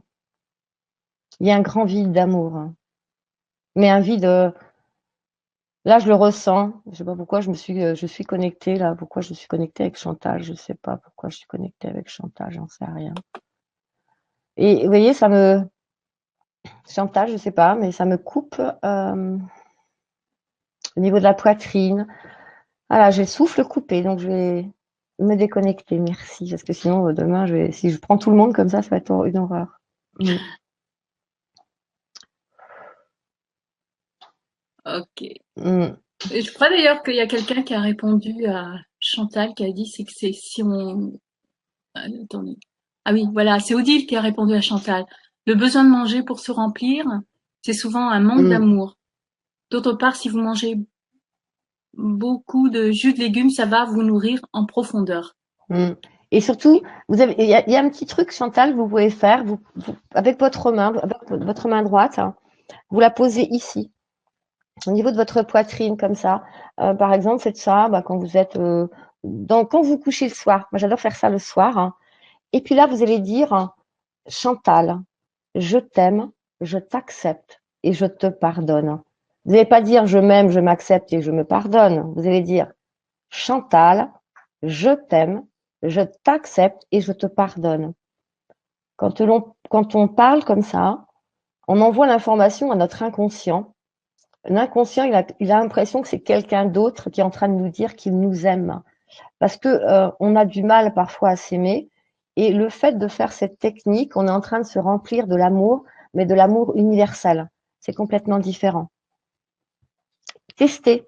Et vous allez voir, plus on fait cette technique et plus on ressent le flux d'énergie dans le corps qui s'écoule, on se sent apaisé, on se sent calme.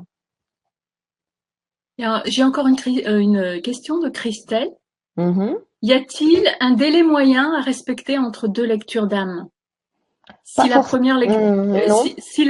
si la première lecture a eu de très bons effets, mais qui Mhm. demande consolidation et peut-être recherche d'autres causes karmiques. Moi, je C'est une dis quand question. même, on m'a laissé passer au moins 20 jours, hein. Le cycle de 20 jours. Pourquoi 20 jours, c'est important? C'est le cycle du renouvellement cellulaire. Donc, c'est vrai que laisser au moins passer 3 semaines. Moi, ça doit faire 20 jours à peu près, 3 semaines. 3 semaines à mois, minimum. Et c'est comme pour le soin énergétique. On me demande qu'est-ce qu'on entend par soin énergétique. C'est-à-dire que quand je trouve des parts d'âme qui sont bloquées dans d'autres vies, déjà, j'essaie de comprendre ce qui les bloque, de quoi elles souffrent, quelles sont leurs croyances, quelle est la croyance qu'elles ont mis en place. Ensuite, elles vont rejoindre la lumière pour rejoindre votre source. Et ensuite, on fait redescendre cette énergie, on va dire cette énergie karmique de libération, c'est-à-dire votre part a été libérée. Donc ensuite, vous allez recevoir cette énergie de libération karmique. Marie-Christine Alors, Ho'oponopono? ouais. Ah, ça c'est formidable. Et puis surtout, si on écoute avec la musique de, comment il s'appelle, c'est Ziz. Vous écoutez cette musique, elle est magique. C'est ça, c'est Aziz, un truc comme ça. Le monsieur qui chante, qui a une voix toute douce et tout, là, elle est superbe. Chantal, je vais le faire. Là, ça me donne juste envie de pleurer. Eh ben, Chantal, laissez pleurer, laissez sortir ces pleurs. Vous savez, les larmes, ce sont les larmes de votre âme, donc laissez-les pleurer, au contraire. Mm. Gisela, j'ai expérimenté et j'ai ressenti ce calme. Ouais, mais c'est sincèrement, moi je vous conseille de le faire le soir. Vous savez, au moment de se coucher, souvent au moment de se coucher, on est en train de repenser à tout ce qu'on n'a pas fait, tout ce qu'on va faire demain, tout ce qui s'est passé, le collègue qui m'a parlé méchamment, etc. On n'arrête pas de se refaire le film de la journée. Puis après, bon, on dort pas très bien, on a du mal à s'endormir. Alors plutôt que d'avaler un somnifère, ça croyez-moi, j'en ai avalé des tonnes et des tonnes. Moi j'ai commencé les somnifères, je vais avoir 11 ans, donc je les connais bien. Vous faites ça et vous allez voir, vous allez vous endormir comme un ange. Et vous allez bien dormir. Alors juste Mm. au-dessus, il y a la question de Dominique. Les Mhm. blessures ne sont pas toujours transformées dans la matière de nos corps, ou pas encore. La souffrance n'en est pas moins grande, même si ces blessures ne sont pas visibles, sont-elles apaisables et guérissables? Oui, je pense que Dominique est en train de parler du corps énergétique et des autres corps, le corps Oui. causal, émotionnel, Hmm. etc. En effet, Dominique, enfin, ce qui est important, c'est justement d'aller guérir ce corps émotionnel avant que le corps physique ne soit touché. Oui. Le corps physique, c'est quoi notre corps physique? C'est le véhicule de notre âme. C'est alors, souvent on me demande, mais comment on fait pour entrer en contact avec son âme? Mais par son véhicule. Notre corps physique, c'est notre véhicule d'incarnation. Donc, à partir du moment où on entre en contact avec notre corps, et c'est-à-dire être dans notre corps, c'est savoir être en conscience dans notre corps, on va pouvoir entendre les messages de notre âme. Et souvent, dans tout le parcours, parce que moi j'en ai vu un paquet de formations et tout pour guérir, euh, on parle que du mental. Voilà, on nous fait visualiser tout, alors que franchement, ce qui est important, les formations que j'ai faites, formations sérieuses avec des professionnels dans des écoles, tout passait par le corps. Les premiers mois, on a passé, je me souviens quand j'ai fait le master en hypnose ericksonienne, les premiers mois, on n'a fait que de la conscience corporelle, uniquement de la conscience corporelle. Et c'est là où j'ai compris beaucoup de choses, que les douleurs, les émotions étaient liées aux douleurs, et que ces douleurs nous remontaient à des événements que l'on avait vécus, qu'on n'avait pas exprimés, etc. Vous savez, ce schéma, c'est-à-dire je vis un événement, je mets en place un jugement, une croyance, j'ai une émotion, je ressens quelque chose, et si je n'exprime pas, je vais avoir une sensation dans mon corps. Ça, c'est le process de l'installation de la douleur. Alors, il y a Guest aussi. Ouais. J'arrive pas à tout lire, moi. Alors, bonsoir Marie-Noël. Et premièrement, merci. Un grand merci pour votre partage. Sans le savoir, vous m'avez déjà apporté un message. C'est bien. Lorsque vous parliez de votre livre où il était indiqué Le Messager, eh bien, sachez que ça fait un moment que je souhaite arrêter de fumer, que j'y travaille et y pense très souvent. Et devinez comment se nomme le tabac près de chez moi? Le Messager. Oh.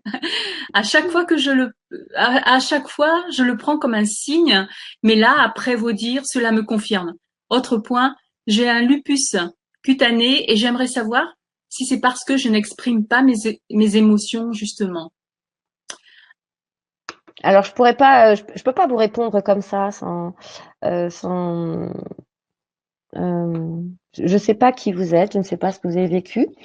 Ce que je peux vous dire, c'est que les émotions qui ne sont pas exprimées vont s'imprimer dans notre corps et nous donner la maladie. Vous savez, par rapport à cette maladie génétique qu'on m'a diagnostiquée, cette maladie dite orpheline, donc j'avais des kystes au niveau des terminaisons nerveuses de la colonne vertébrale. Vous savez, je crois qu'il y a 5 ans, j'ai passé un contrôle. Ouais, je dois y avoir 5 ans. Il n'y a plus rien. Et je vous raconte pas de bêtises, hein, c'est vrai.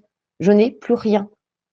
Donc c'est pour ça que quand je dis, quand je parle de guérison, l'expression de nos douleurs émotionnelles, elle est très importante. C'est-à-dire quand je vis un événement dur, c'est important de savoir l'exprimer, et surtout parce qu'aujourd'hui on est dans une société. Lorsque l'on perd un être cher, un décès proche, on est triste, on pleure, c'est normal, c'est tout à fait normal de pleurer. Et là, qu'est-ce qu'on fait? La plupart des gens vont vous dire, mais non, ça sert à rien de pleurer, tu vas voir avec le temps, la douleur, ça va passer, vous allez voir votre médecin, il va vous donner des somnifères, des anxiolytiques et tout. Puis là, qu'est-ce qu'on fait? Hop, on étouffe tout ça et hop, on le tasse bien à l'intérieur. Mais un jour ou l'autre, de toute façon, ça va ressortir. Hein. Ça va ressortir soit par la maladie, par la douleur, ou bien par une dépression nerveuse. Donc, je pense qu'aujourd'hui, il est important de prendre le temps de vivre nos traumatismes émotionnels. Je vis un traumatisme émotionnel, il est important de vivre les 4 phases, c'est-à-dire je suis dans le déni, je me mets en colère, je suis triste, je marchande. Voilà, et c'est important de le faire. Et si on saute une seule étape, de toute façon, ça va nous rattraper. Donc, exprimons-nous. Et puis pleurer, il n'y a rien de honteux. Maintenant, je peux le dire. Voilà. Odile, se Alors, faire plaisir tous les jours, c'est un des moyens de rester en bonne santé. Yes, ça ouais, c'est vrai. Ouais. oui, c'est vrai, Faire ce que c'est vrai. l'on. Et puis, je pense que ce qui est important, vous savez, nous avons souvent tendance à voir ce qui nous manque dans notre vie. Et on n'a pas conscience de tout ce qu'on peut avoir autour de nous. On est toujours en train de vouloir plus, mieux, une plus grande maison, une plus belle maison, toujours, toujours, toujours plus. Et on prend même pas conscience que, tiens, là, par exemple, cet après-midi, je vais aller balader mon chien dans les champs. Ça, c'est notre balade. Puis je le voyais courir comme un petit fou, parce que dès qu'on arrive dans les champs, il court comme un malade, là, il tourne en rond, tout ça. Et je le regardais s'éclater, tout ça. Et franchement, là, j'étais heureuse. Je me dis, mais lui, il a raison. Il court, il fait le fou, quoi. Et si on pouvait se permettre de faire ça, tous, imaginez, nous voir tous en train de courir, comme des foufous, là, en train de courir, ça nous ferait tous du bien. Faut s'exprimer en fait, hein, ne pas Alors, pour ne pas s'exprimer, ouais. Il y a plusieurs possibilités, hein. On peut s'exprimer, on va se confier à quelqu'un, mais bon, ça, c'est pas facile. Parce que quand on va se confier à quelqu'un, souvent la personne n'écoute pas et elle est trop pressée de nous raconter ce qu'elle a vécu elle. Donc, on ne se sent pas écouté. On peut aller voir un thérapeute. Sinon, écrire. Écrire, c'est formidable parce qu'en écrivant, vous exprimez. Il y a une autre technique aussi qui est assez fabuleuse. Vous prenez vous achetez de la gouache. Vous avez des tubes de gouache. Vous les ouvrez tous, vous les mettez sur une. Alors, vous protégez votre table parce que c'est pas très joli après. Donc, vous prenez ces tubes de gouache, vous les ouvrez, vous vous mettez un foulard sur les yeux, vous vous bandez les yeux. Avant, vous avez installé vos feuilles de papier et ensuite, vous pensez à ce qui vous fait souffrir, à ce que vous venez de vivre, ce moment émotionnel, cet événement. Et puis, comme vous avez les yeux bandés, vous ne savez pas ce que vous allez faire. Vous allez prendre les tubes de gouache et vous amuser à dessiner avec les doigts, pas de pinceau, avec les doigts. Et vous allez grabouiller sur vos pages. Et puis vous allez vers ça. Et vous allez, ce qui est assez surprenant, moi j'ai fait ça à la mort de maman, parce que j'arrivais pas à dépasser. Mon père et ma mère sont morts à très peu de temps d'intervalle. C'était assez terrible parce que du coup, le secret de ma naissance est parti avec eux. Et j'ai fait ça. Et ce qui était incroyable, c'est qu'au début, tout était sombre. Les dessins que je faisais avec mes doigts, c'était noir, c'était moche, et au fur et à mesure, ça s'éclaircissait et moi, je me sentais de mieux en mieux. Et c'est vraiment un moyen. Il y a aussi la glaise, vous achetez de l'argile et puis pareil, vous bandez les yeux et vous pensez à ce que vous vivez et hop, vous faites ça. Vous allez voir, vous allez faire des monstres. Au début, je faisais plein de monstres. Mais ce sont des moyens Ouais. pour pouvoir justement exprimer. Parce qu'on n'est pas obligé d'exprimer que par les mots, hein. On peut exprimer par le ressenti, voilà, donc tout ça. Et puis la musique, la danse, les arts en général, tout ce qui est création nous permet d'exprimer nos douleurs. Mm. Alors, Stéphane, est-ce que la thérapie par toucher, type ostéopathie, peut donner des infos sur des blocages dans le corps et aider à se guérir? Oui, complètement. Surtout les nouveaux ostéopathes. Moi, je vais voir un ostéopathe 3 fois par an. 3 fois par an, parce que comme j'ai beaucoup de cicatrices, il est important d'aller travailler ces cicatrices, parce que forcément, il manque quelques morceaux. Hein. Imagine une voiture, si vous enlevez plein de morceaux, elle fonctionne moins bien. Donc moi, c'est un peu pareil. Il manque quand même pas mal de morceaux. Là, ils ont enlevé pas mal. Donc, je vais chez l'ostéopathe. Et c'est vrai que l'ostéopathie, si vous voulez, comment vous dire, l'émotion que l'on vit, une sensation physique. Donc, si l'émotion s'inscrit dans le physique, si je travaille sur le physique, je vais mettre le doigt sur l'émotion. Tout est lié. Et au contraire, moi je conseille franchement l'ostéopathe, et puis moi j'adore aller voir l'ostéopathe. Oh là, c'est un moment de pur bonheur. Alors moi je vais pas voir celui qui vous manipule et tout. Hein. C'est vraiment l'ostéopathe avec les points de pression, des choses comme ça, quoi. Et ça, moi je trouve ça très bien et c'est vrai que ça aide beaucoup. Parce que parfois on peut pleurer chez l'ostéopathe. Donc, on ressent des choses, il y a des choses qui sortent. Donc, oui, ostéopathe, oui. Elle n'est pas forcément Oui, universelle.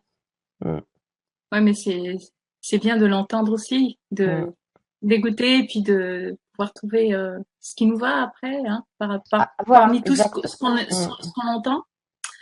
Voilà, donc il y a Odile qui donne. Alors je lis ce que dit Odile. Maintenant, si vous voulez vivre dans l'abondance, dire merci tous les matins, de vivre avec un toit sur la tête, de l'eau chaude et froide à volonté, d'avoir accès à Internet et ses conférences, dire merci d'être là en vie, capable de choisir nos pensées, cultiver les joies, les rires, encore un moyen de se préserver en bonne santé. Ouais, c'est la gratitude, quoi. Hein. Ouais. Pratiquer la gratitude tous les jours. C'est vrai, Odile. C'est vrai, complètement. Je suis complètement d'accord, Odile. C'est important parce qu'on a vraiment trop tendance à regarder tout ce qui nous manque et tout ce que nous n'avons pas. Et c'est vrai que de pratiquer ça, Odile, c'est super. Maintenant, ce qui est important aussi, c'est de le pratiquer en y croyant. C'est-à-dire, si je fais de la gratitude et que 5 minutes après, j'ai de besoin, ça ne sert à rien, ça ne marchera jamais, c'est des conneries, gna gna, c'est la petite voix derrière qui vient vous dire ça va pas servir à grand-chose. Donc, faire ça, c'est vrai que c'est hyper bien, mais à la condition que tout le corps soit d'accord avec ça, qu'il n'y ait pas une petite partie là qui vienne parasiter tout ça, parce que sinon cette petite partie, elle envoie au niveau de l'univers une énergie on est en train, on annule quoi, au final. Vous savez, les personnes qui vous disent oui mais, moi j'étais une oui mais avant, oui mais, oui mais, oui mais. Ok. Marie-Christine, il faut trouver le bon. Je suppose que c'est le bon ostéopathe. Oui, c'est vrai. Ah oui, Eh oui. ben, il faut en faire plusieurs. C'est comme les psys. Moi, avant de trouver celle que j'ai, c'est une dame. C'est une dame qui me suit là depuis maintenant plusieurs années. Ça fait longtemps que je vais voir l'ostéopathe. Elle est sensationnelle. Franchement, j'en ai fait un paquet avant. Hein. J'ai dû les faire tous dans mon coin là. Puis après, vous savez, nous avons des affinités. Nous sommes énergie. Nous sommes de l'énergie et nous avons des affinités avec des personnes. Par exemple, vous allez voir un magnétiseur pour quelque chose. Vous, il va rien se passer pour vous. Mais peut-être que votre voisine, que votre maman, que votre cousine, pour elle, ça va aller parce que c'était au niveau énergétique, il y avait un rendez-vous. Et parfois, pour d'autres personnes, ça fonctionne pas. Donc c'est pour ça que je pense que on a chacun quelque part quelqu'un qui nous attend. On a un rendez-vous. Voilà, pour moi, la vie, elle est faite de rendez-vous avec, voilà, de rendez-vous qu'on s'était donné à nous-mêmes. Technique de visualisation créatrice et pensée positive, 72 ans. Génial, Odile. Super. Mm.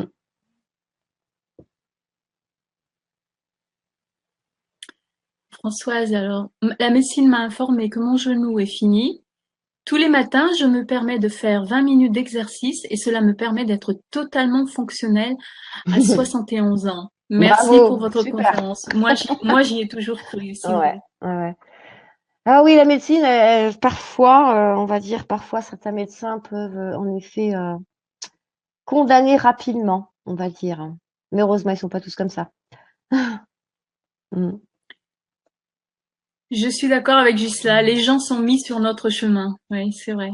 Ouais, c'est vrai. Rien n'arrive par hasard. Non, non, non, non, enfin, moi, j'en suis convaincue aujourd'hui, hein. Bon, il y a quelques années, je ne vous aurais pas dit ça, mais je pense que tout ce qui nous arrive a une raison d'être. Hein. Et puis surtout, ce que j'ai compris, c'est que tout ce qui nous arrive, même si c'est terrible, ça nous arrive parce qu'à l'intérieur de nous, nous avons les ressources pour y faire face. Alors peut-être qu'on ne sait pas où elles se trouvent, les ressources, hein, elles sont planquées quelque part et tout, mais si ça nous arrive, c'est que nous sommes capables de le dépasser, de le surmonter. Nous avons les ressources en nous. Ça, j'ai mis longtemps à le comprendre, mais maintenant, j'en suis sûre. Sinon, ça ne nous arriverait pas. Ce sont des choses qu'on a programmées, il ne faut pas l'oublier. Avant de nous incarner, on a quand même préparé notre venue, on a choisi notre famille, on a choisi tout ce qui allait nous arriver, et puis on a semé des petites graines avec des rendez-vous. Et donc, c'est pour ça que c'est important, quand vous rencontrez quelqu'un, comme on dit, vous savez, j'ai rencontré quelqu'un par hasard. Il n'y a pas de hasard. Si vous avez rencontré cette personne, c'est que vous avez besoin, enfin, vous allez apprendre quelque chose. On apprend quelque chose de tout ce que l'on vit. Et quelle est, à ton avis, là, c'est moi qui pose la question. Quelle est la part de ce qui est prédestiné et ce qui est, euh, comment dirais-je, ce que toi, tu as euh, prévu en tant que personne possédant un libre arbitre. Hein. Tu vois, est-ce que je sais pas si je me fais comprendre. Non, j'ai pas compris. C'est-à-dire, tu as dit tout est déjà. Est-ce que tout est déjà programmé à l'avance? Notre âme est venue sur Terre pour vivre certaines expériences qui étaient Mhm. peut-être déjà prévues. Oui, Euh, ça, je veux j'en suis dire, convaincue. Mm. c'est ce que j'appelle la prédestination. Je sais pas si ça parle comme ça ou pas. Donc, C'est prédestiné. Et puis, d'un autre côté, nous avons notre libre arbitre aussi. Est-ce ah que oui, tout il y a à des fait. gens peut-être qui n'acceptent pas forcément ce que leur âme, leur titille, leur passe comme message. Bien sûr. Peut-être que là aussi, il y a une forme, il peut y avoir une maladie du fait de ne pas suivre Son âme. Mm. son âme, oui, Tout à fait. les souhaits de son âme. Mm. Moi, je sais, Là aussi. c'est clair. Hein. Tout est prévu. On a choisi déjà nos parents. C'est pour ça que, vous savez, moi, pendant des années, je tapais sur la tête de mes parents. Je disais qu'ils étaient méchants, ils m'aimaient pas, c'était à cause d'eux, tous mes problèmes, j'avais pas été aimée, j'avais pas été désirée, gna gna gna. Enfin bon, voilà, j'étais la victime parfaite, que j'arrêtais pas de me plaindre et de rejeter aussi la faute de mon mal-être, la faute de mon malaise. C'était toujours la faute des autres, hein, la faute de tout le monde, hein, de toute façon. Hein, j'étais, voilà. Et puis finalement, bah écoutez, les parents, je les ai choisis. Et c'est vrai que je pouvais pas mieux choisir pour vivre ce que j'avais à vivre. Hein, ça c'était clair. J'avais besoin d'accepter qui j'étais. Et comme mes parents étaient à l'opposé complet de qui je suis, c'était pas la tâche la plus facile que je m'étais posée, quoi. Voilà.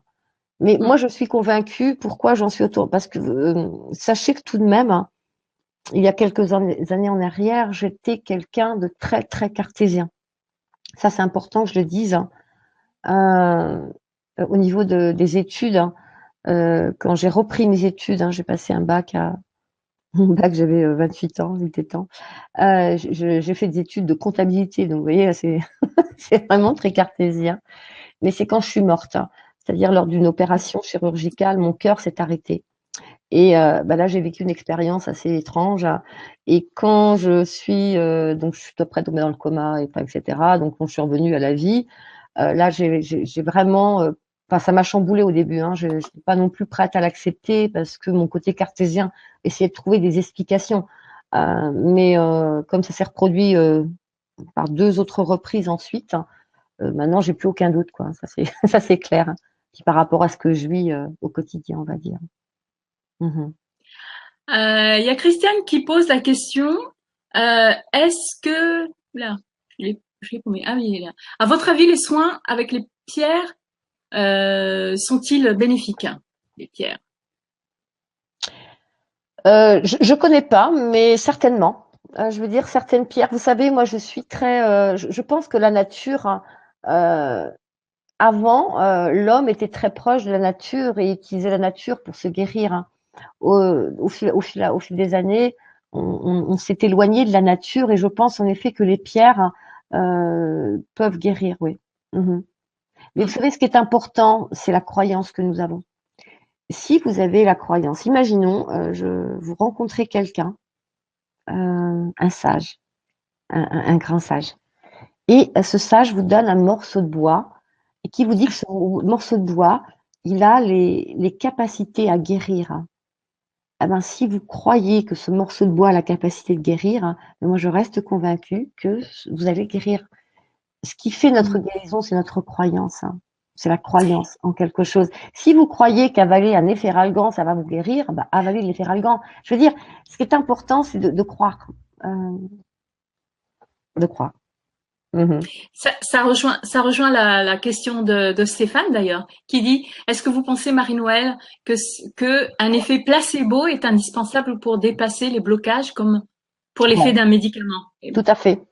Eh ben, c'est justement, enfin, à mon Ouais. avis, tu as répondu à la question là, juste Mm. avant là. Vous savez, cet après-midi, j'étais en train de lire une étude qui s'est faite dans les années 90 par les Russes. Vous savez qu'ils ont travaillé beaucoup justement sur toutes les capacités mentales. Hein. Bon, eux, c'était pas des fins de guérison, c'était pour développer des armes, on va dire. Et donc cette étude, ce qu'ils ont fait dans un laboratoire, il y a une maman rat qui a eu des bébés et ils ont retiré les bébés de cette maman rat et ils les ont confiés à un capitaine d'un sous-marin qui est parti très loin en mer.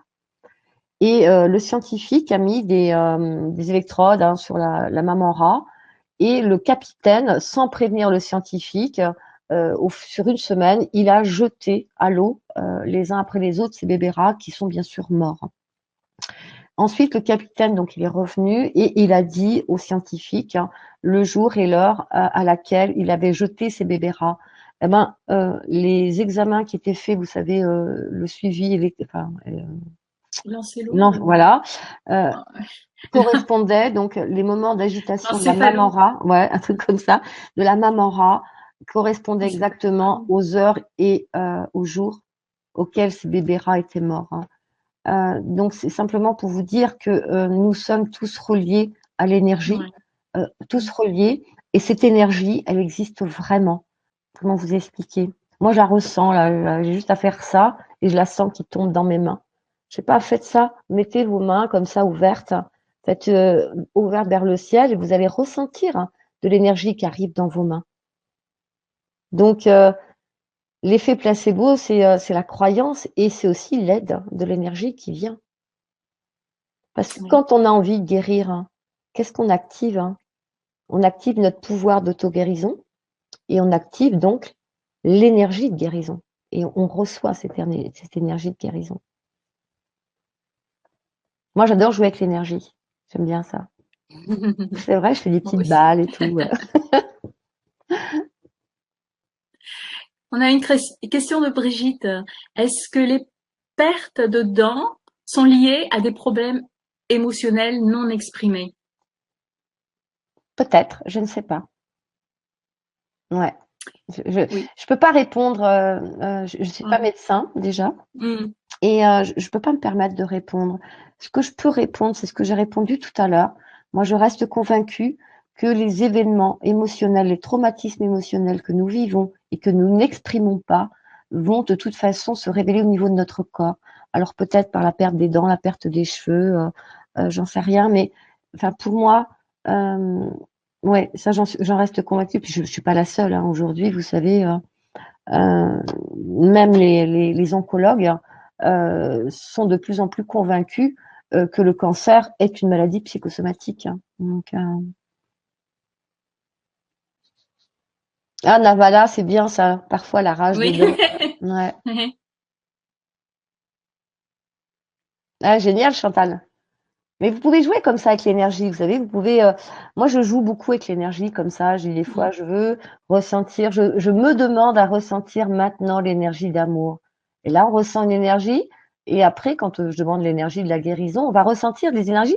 Ça va pas être la même énergie. On ressent des différences énergétiques. Il faut jouer comme ça. Moi, j'aime bien jouer. Euh, Ah ouais, les câlins aux arbres, ça c'est cool. Ouais. Ah ouais, ça c'est. Oh là là, si tout le monde faisait ça, les gens seraient bien tellement mieux. Ouais. Ouais, les arbres. Ah ouais, ça, les câlins aux arbres. Moi, je parle aux arbres. Je passe peut-être pour une dingue, mais j'aime bien parler aux arbres. Oui, c'est vrai. Moi aussi, Marie-Noël. Ça m'assure. Non, c'est vrai, je vais me promener avec mon chien en pleine campagne, là, au milieu de nulle part. Il y a un Ouais. sapin. Moi, je suis dans une région où il y a plein de pommiers. Là, il y a un sapin. On se dit, qu'est-ce qu'il fait là, ce sapin? Et puis, il y a un vieux banc en bois qui ressemble à rien. Et j'aime m'asseoir là. Et je surplombe donc toute la vallée. C'est super joli. Mais au niveau énergétique, c'est puissant. Je ressens, tu sais, l'énergie. Et je parle. Voilà. Et j'ai des réponses. Hein. Voilà, je parle avec les lutins. Mmh. Alors, Juste la parle aux oiseaux. ah bah super. Super aussi. Super. Euh, ah, si vous le voulez, si vous avez envie de faire une petite expérience là, on a le temps, Hortense, 5 minutes. Hein. Ouais, mais bien sûr, mais on a le temps. Bien sûr. Je voudrais vous faire faire une On a. je voudrais vous faire faire une petite Ah oui, expérience. Hein. au contraire, c'est super, ouais. Ouais. Vous savez, très souvent, on reçoit et on envoie des projections énergétiques, c'est-à-dire on pense quelque chose de bien ou de mal, mais j'aime pas ces termes-là. On pense quelque chose sur quelqu'un, et puis vous avez aussi des personnes qui vont penser des choses sur vous. Elles peuvent ressentir de l'amour, elles peuvent ressentir aussi de la jalousie, elles peuvent ressentir de la colère et de la haine. Sachez que tout ça vient se mettre au niveau de vos corps énergétiques et à un moment donné, bah, ça peut aussi rendre malade toutes ces projections. Donc là, ce que je vous invite à faire, on va faire une petite expérience de faire une libération, un nettoyage de ces projections. Ce petit rituel, hein, il demande, allez, on va dire 1 à 2 minutes par jour, hein, enfin pour le faire. Moi, je le fais tous les soirs. Tous les soirs, je le fais, surtout si je vais en ville, comme j'ai mon compagnon, là, ça y est, je suis en ville, je m'en vais à la ville, parce que moi j'aime bien la campagne. Hein. Si je vais en ville, c'est sûr, je le fais même plusieurs fois pendant que j'y suis, parce que c'est une horreur. Et vous allez me dire ce qui se passe en vous. Alors pour ce faire, je vais vous demander simplement de vous asseoir hein, et de poser bien vos 2 pieds au sol hein, et de fermer vos yeux. et vous allez répéter après moi. Donc, vous allez dire moi avec votre prénom et ensuite vous allez dire votre prénom incarné en votre prénom. Je vous le fais. Moi, Marie-Noël, je suis l'âme incarnée en Marie-Noël. Donc, par exemple, pour Emmanuel, c'est le prénom que je vois, ce serait moi, Emmanuel, je suis l'âme incarnée en Emmanuel. Voilà. Donc là, vous allez dire, je me demande maintenant de me libérer de toutes les projections que les personnes que je connais et quiconque ont faites sur moi. Et je demande à ce que ces projections soient envoyées à la Terre pour être transmutées. Et je demande à ce que ces projections soient renvoyées à la Terre pour être transmutées. Et vous allez dire, je rappelle à moi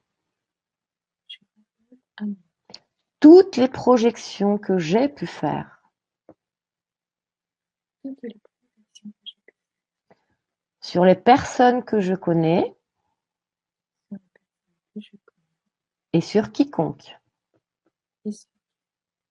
Et je renvoie ces projections à la Terre pour qu'elles soient transmutées. Et vous allez dire simplement merci. Et pendant quelques instants, vous allez balayer votre corps avec votre pensée en partant de la tête jusqu'aux pieds et puis des pieds jusqu'à la tête. Et puis vous allez revenir ici maintenant, ouvrir vos yeux. Et donc, ça, moi, dans la journée, il y en a énormément. Énormément. Alors, Hortense, qu'est-ce que tu as? Ça est très, très efficace. Je sais que quand je vais au centre-ville, par exemple, où je suis dans la foule, le soir, quand je rentre, je suis très, très fatiguée. Je me sens, mais comme si j'étais sale. Quand je vais à Paris, pour mon travail, je vais souvent à Paris. Et c'est vrai que je ressens, je fais ça et tout de suite, hein, ouf, je me sens, la fatigue, elle disparaît parce que cette fatigue, c'est la fatigue finalement qu'on récupère de toutes ces projections que les gens font sur nous. Puis il y en a beaucoup, vous savez, quand on est dans une foule, quelqu'un vous voit, il peut dire, ah tiens, oh c'est quoi ces vêtements, oh là cette coiffure. Enfin, on a beaucoup de. Emmanuel, waouh, c'est comme si un flot de lumière me traverse et remplace le flot d'ombre. Et c'est vrai que c'est important de le faire parce que vous savez, surtout dans le monde du travail. C'est vrai, il y a beaucoup de jalousie entre collègues et tout. Et je sais pas si vous êtes déjà arrivé, vous arrivez dans un endroit, puis vous sentez qu'il y a quelque chose qui est. Et là, vous êtes en train de tout prendre. Donc ça, c'est un bon nettoyage à faire le soir en rentrant chez soi. Mm. Sincèrement, ouais. Mhm. Et Ça, c'est. Stéphane qui a ressenti de l'énergie aussi, comme moi j'ai Mhm. senti de l'énergie. Eh bien, à ma surprise, j'ai senti une sorte de circulation d'énergie dans les mains et des picotements étonnants, moi qui suis assez rigide. Bah, c'est super, Stéphane, Mhm. c'est super. Allez, je vous en donne un autre petit là parce que je suis gentille ce soir. Vous êtes gentille. Je vous en donne un autre petit. Vous allez fermer vos yeux et vous allez voir celui-ci, il est très très simple à faire. Vous allez dire moi avec votre prénom. Voilà. Je me demande Je me demande maintenant maintenant à activer à activer mon système d'autoprotection. mon système d'autoprotection. Merci. Merci. Et donc, ce petit décret, c'est simplement pour vous protéger au niveau énergétique. Moi, je l'ai fait avant la conférence. Super. Ouais. Merci, Madame Noël. Et ça, c'est quelque chose pareil à faire le matin. Vous devez aller à quelque part. Alors, c'est vrai que moi, parfois, j'oublie. Vous allez à l'hôpital, par exemple, rendre visite à quelqu'un. Faites-le. faites-le. Parce que dans les hôpitaux, si vous savez tout ce qui peut y avoir comme âme désincarnée dans les hôpitaux, c'est énorme, énorme. Et au niveau énergétique, ce sont mais ils sont pas méchantes, hein. Moi, j'en ai jamais rencontré de méchants, jamais. Mais ce sont, elles nous mangent l'énergie, quoi. Mm. Donc ça, c'est très simple, hein. C'est le prénom. Je me demande. C'est toujours ça. C'est je me demande. Activer mon système d'autoprotection. C'est important de Oui, toujours dire merci et puis de rester quelques instants les yeux fermés et de ressentir cette protection énergétique autour de nous. Ça, c'est important. De ressentir. super. Merci Marie-Noël. Eh ben, on a bien reçu, bien reçu beaucoup de choses de toi aujourd'hui, de belles énergies, hein. C'est le but. Ouais. Alors, on va reparler un peu de l'atelier, donc, hein. Mhm. Alors, normalement, cet atelier, ça va se passer, c'est programmé, on avait dit le mercredi prochain, Ouais, c'est ça, ouais. hein. Mm, C'est le 11 avril, mm. à 20h30. Donc, en vous inscrivant, vous recevrez le lien pour vous connecter à l'atelier. Donc, ce sera pour mercredi 11 avril Et donc, à 20h. c'est en direct comme ce soir. Voilà, c'est un atelier Mm. en direct comme aujourd'hui, comme cette conférence. Et là, Et vous puis, aurez des outils, hein. On aura des outils, Marie-Noël. C'est vous ça, aurez c'est des outils et puis on fera un petit nettoyage. Là, je suis en train de faire un petit nettoyage au niveau des ancêtres, hein, des mémoires ancestrales. Vous voyez, quand je vous dis Mm, qu'elle travaille mm. avec ses guides en direct, Ouais, Marie-Noël, elle je travaille en note. Ouais, direct avec ouais. les guides, Mm. hein, donc c'est On me dit de faire un nettoyage des mémoires ancestrales. Mm, ok. Mais ça, c'est pratique, hein, ça, finalement, parce que j'ai rien à c'est préparer. bien. Ouais, ils sont là. Merci. Euh, mhm.